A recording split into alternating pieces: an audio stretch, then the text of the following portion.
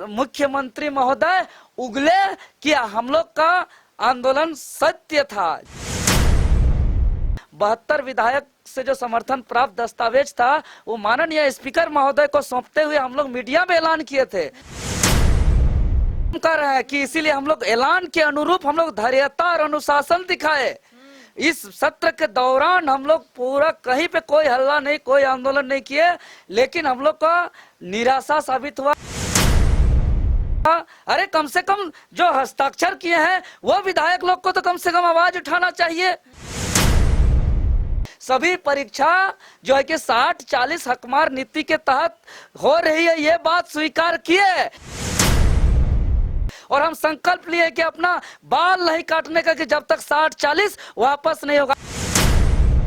मुख्यमंत्री महोदय 60-40 हकमार नियोजन नीति को स्वीकार किए हैं, इसको हम बाध्य करेंगे समापन करने को लेकर के, और इसको समापन करना पड़ेगा। 3 अगस्त को झारखंड विधानसभा से प्रतियोगी परीक्षा विधेयक को पारित किया था। हालांकि इस विधेयक को लेकर लगातार भारतीय जनता पार्टी और आजसू सवाल खड़े कर रही है। अब इसको लेकर झारखंड के अभ्यर्थी भी अपनी आवाज को उठा रहे हैं। इस वक्त हमारे साथ देवेंद्र मौजूद है, बातचीत करेंगे। छात्र नेता है। 60-40 नियोजन नीति के खिलाफ आप लोगों को पता होगा कि पिछले 9 महीनों से झारखंड के अभ्यर्थी अपनी आवाज सरकार तक पहुंचाने की कोशिश कर रहे हैं और अब विधेयक को भी लेकर ये विरोध कर रहे हैं। बातचीत करेंगे कि आगे की क्या रणनीति होगी और विधेयक को लेकर विरोध आखिर ये लोग क्यों कर रहे हैं। विधेयक को लेकर अब आप लोग विरोध कर रहे हैं, विरोध क्यों इस विधेयक को लेकर? जी, सबसे पहले तो हम बताना चाहेंगे कि जो भर्ती में अनुचित साधनों का रोकथाम और निवारण के उद्देश्य से जो झारखंड प्रतियोगी परीक्षा विधेयक जो 2023 आया हुआ है, एक्चुअल में ये हम लोग के आंदोलन के परिणाम स्वरूप ही आया है। हम लोग लगातार आंदोलन के माध्यम से मांग करते आ रहे हैं कि एक नकल विरोधी कानून, कड़ा कानून होना चाहिए, और इसको लेकर के जो 19 मार्च को संसदीय कार्य मंत्री माननीय आलमगीर आलम जी से जब मुलाकात किए थे, तब भी हम लोग लिखित रूप से 7वें मांग के रूप में जो है कि हम लोग का नकल विरोधी कानून उत्तराखंड के तर्ज पे किया जाए।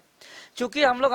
जब हम लोग सामने से प्रैक्टिकली देखे हैं जेपीएससी आंदोलन के दरमियान और जेएसएससी का जूनियर इंजीनियर के आंदोलन के दरमियान, तो बहुत भारी मात्रा पे धांधली हुआ है, सेटिंग गेटिंग हुआ है, पेपर लीक का भी सामने आया है, गुनहगार पकड़ा के जेल भी गया है। खैर, असली सरगना अभी बाकी है। एसआईटी कमेटी गठित किया हुआ 1 साल हो गया, लेकिन असली मुजरिम पकड़ाना भी बाकी है। तब से हम लोग इस आवाज को बुलंद करते आए हैं। तो आज हम लोग का आंदोलन के परिणाम स्वरूप एक राज्य के छात्रों के हितार्थ के लिए कानून आया है, विधेयक विधानसभा से पास हुआ है। तो इसके लिए हम सर्वप्रथम धन्यवाद देते हैं और आभार व्यक्त करते हैं। लेकिन बड़ी चालाकी के साथ जो है कि इस विधेयक में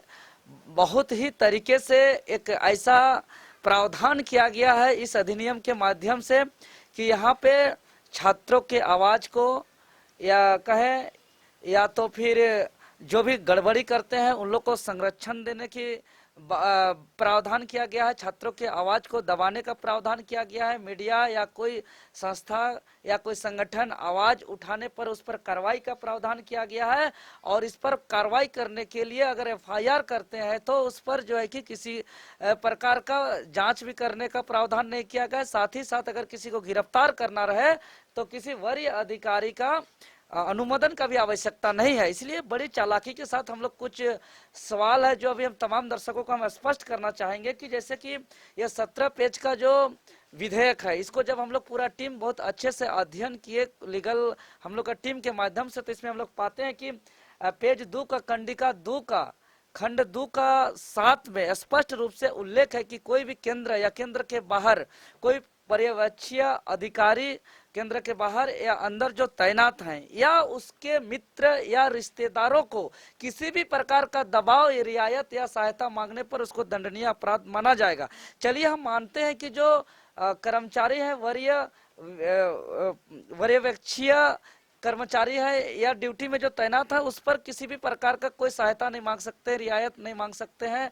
कोई दबाव नहीं दे सकते हैं, न लिखित न मौखिक न कोई सांकेतिक रूप से, लेकिन उसके मित्र और रिश्तेदार कौन है, उसका क्या लेना देना रहेगा उस सेंटर से। तो कहीं ना कहीं इस कंडिका के माध्यम से जो दलाल जो क्वेश्चन हेरफेर करते हैं, जो सेटिंग गेटिंग करते हैं, उसको किसी न किसी रूप में संरक्षण देने का प्रावधान किया गया। अगर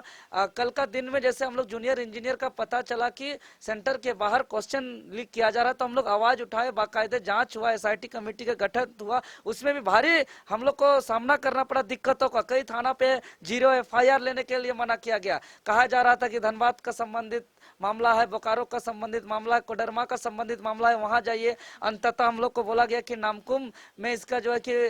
कार्यालय है जेएसएससी का, वहां जाइए। फिर आप लोग का कैमरा के समक्ष और आप लोग को धन्यवाद कि मीडिया के कारण हम लोग का एफआईआर दर्ज हुआ और अंततः एसआईटी कमेटी का गठन हुआ। तो कल का दिन में अगर इस तरह का कोई दलालों के ऊपर हम लोग सवाल खड़ा करेंगे तो कहीं ना कहीं इस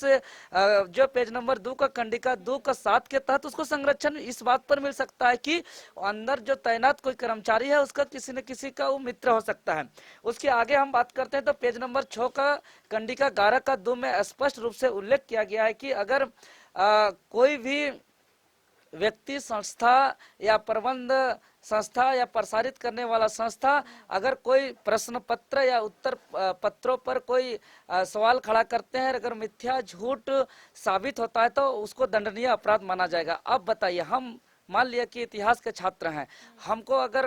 परीक्षा के दौरान पता चला कि 4 सवाल गलत है तो हम बाहर निकल के हम बता नहीं सकते हैं। अगर बताएंगे तो आप उसको प्रसारित नहीं कर सकते हैं, क्योंकि साबित करने वाला कोई और आयोग है, हो सके जो आंसर की जारी किया जाएगा। ऐसा हो चुका है, जेपीएससी में आप लोग रिपोर्टिंग किए हैं, या जो है कि आपका बिरसा मुंडा के सहयोगी को कहाँ मारा गया था, ये विवादित क्वेश्चन था, ये सही नहीं था। बाद में हम लोग कोर्ट से लड़के उसको हम लोग को साबित हो गया। अभी बीपीएससी में एक एग्जाम्पल लेते हैं, वीर कुंवर सिंह का आंदोलन कहां से शुरुआत हुआ था, कई किताब में आ रहा है, लेकिन आयोग ने और कोर्ट के माध्यम से पटना माना। भले फिजिकली रूप में आरा से वीर कुंवर सिंह ने आंदोलन का शुरुआत किया था, लेकिन दलील ये दिया गया कि मानसिक रूप से उन्होंने जो है कि पटना से शुरू किया था। तो कुछ भी दलील देके अगर सिद्ध ये किया जाएगा कि यह सवाल आरोप जो किए हैं या जो खड़ा किए हैं अगर वो गलत है तो हम लोग को जो है कि दंडनीय माना जाएगा। और अगर हम लोग को दंडनीय माना जाएगा इस अधिनियम के तहत, तो साफ साफ पेज नंबर 8 का कंडिका 13 का 1 में उल्लेख है कि कोई भी परीक्षार्थी अगर किसी परीक्षा से संबंधित अगर हम इस तरह का सवाल खड़ा करते हैं और मेरे कोई भी छात्र के ऊपर या कोई व्यक्ति संस्था के ऊपर अगर आरोप पत्र दाखिल होता है, उसका कोई जांच नहीं होगा, सिर्फ चार्जशीट फाइल होगा, उतने में उसको जो है कि 2 से 5 साल तक उसको परीक्षा से वंचित रख दिया जाएगा। कोई भी प्रतियोगिता, चाहे जेपीएससी हो, जेएसएससी हो, चाहे सरकार से अनुदान प्राप्त कोई भी, चाहे विश्वविद्यालय से संबंध हो, जेक से संबंध हो, हर तरह के परीक्षा से वंचित कर दिया जाएगा। आपका कहना है कुछ त्रुटियां हैं, उसको दूर करने की जरूरत थी। त्रुटि बहुत आवश्यक है दूर करना। अगर हम इसको दूर बिना किए इसको हम कानून के रूप में मुहर लगता है तो यह काला कानून साबित हो जाएगा, छात्र विरोधी कानून साबित हो जाएगा, युवा विरोधी कानून साबित हो जाएगा। यह जो है कि जो मीडिया का चौथा स्तंभ, जो 4 स्तंभों में एक स्तंभ कमजोर हो जाएगा तो ये लोकतंत्र नहीं टिकेगा, वो लोकतंत्र विरोधी ये कानून साबित हो जाएगा। क्योंकि 13 का 1 में स्पष्ट रूप से उल्लेख है कि एक बार अगर हम शिकायत दर्ज करते हैं तो हमको 2 से 5 साल तक परीक्षा से बैठने नहीं दिया जाएगा, ये सिर्फ और सिर्फ आरोप पत्र दाखिल होने पर। अगर वह सिद्ध हो जाता है तो 10 साल तक परीक्षा में बैठने नहीं दिया जाएगा। और वही छात्र अगर दोबारा कोई और परीक्षा पे अगर कोई सवाल खड़ा करता है तो आजीवन भर उसको जो है कि कोई भी प्रतियोगी परीक्षा में उसको बैठने नहीं दिया जाएगा। और साफ साफ जो है कि पेज नंबर 12 का कंडिका 13 का 1 में स्पष्ट उल्लेख है कि इन तमाम अधिनियम के अंतर्गत किसी पर भी एफआईआर किया जाएगा तो उसको किसी भी प्रकार का कोई इससे पूर्व जांच का कोई आवश्यकता नहीं है, और किसी को गिरफ्तार करने से पूर्व किसी वरीय अधिकारी, अन्वेषक अधिकारी का अनुमोदन का भी जरूरत नहीं है। तो ये चीज अगर हम लोग इस प्रावधान को हम लोग संशोधन नहीं करेंगे और अंतिम रूप से ये कानून अगर बन जाता है तो ये आने वाले दिनों पे ये काला कानून साबित हो सकता है। इसलिए इसको संशोधन करना बहुत ही आवश्यक है। और इसको लेकर के अभी तो देखें कि हम लोग जैसे पूर्व घोषित जो किए थे कार्यक्रम और ऐलान किए थे कि लगातार जो हम लोग 60-40 न्याय चलतों का आंदोलन किए, कोई डिजिटली आंदोलन किए, फिजिकली आंदोलन किए, लगातार आंदोलन करने के बाद अंततः 72 विधायक से जो समर्थन प्राप्त दस्तावेज था वो माननीय स्पीकर महोदय को सौंपते हुए हम लोग मीडिया में ऐलान किए थे कि हम लोग जो अभी मानसून सत्र चलेगा इस पर हम लोग कोई आंदोलन नहीं करेंगे, किसी भी प्रकार का बाधा नहीं पहुंचाएंगे, क्योंकि जब 72 विधायक दे ही दिया है तब वहां पे हल्ला करने का क्या मतलब है। हम लोग को तो राजनीति करना नहीं, हम लोग समाधान चाहते हैं। विधायकों का समर्थन तो मिल गया है, लेकिन आप लोगों के लिए कोई पहल नहीं की जा रही है। तो वही तो हम कह रहे हैं कि इसीलिए हम लोग ऐलान के अनुरूप हम लोग धैर्यता और अनुशासन दिखाए। इस सत्र के दौरान हम लोग पूरा कहीं पे कोई हल्ला नहीं, कोई आंदोलन नहीं किए, लेकिन हम लोग का निराशा साबित हुआ। अरे कम से कम जो हस्ताक्षर किए हैं वो विधायक लोग को तो कम से कम आवाज उठाना चाहिए